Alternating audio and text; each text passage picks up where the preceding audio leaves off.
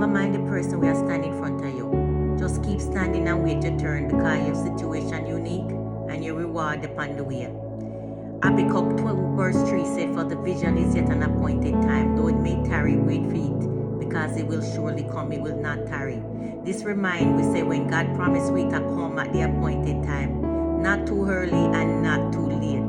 So I want to say to you, sometimes you feel like doing a long line and you watch people move forward while you're still away. It can make you start questioning your timing, your purpose, and even your own faith. But God never measure your life by nobody else's timeline. Your journey different, your situation unique, and the blessing where God prepare for you can nobody else take it. You hear me?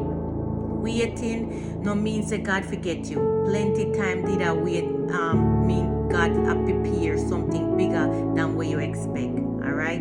Let me read that again. Waiting no mean God forget you. Plenty time when you are wait, means that it means that God prepare something bigger than what you expect. That's what that means.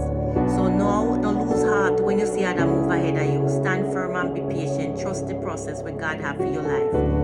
Because when you reach the moment, when you reach your reward, man, the reward will belong to you, will come right when it's supposed to. My friend, love God and yourself. Alright, peace.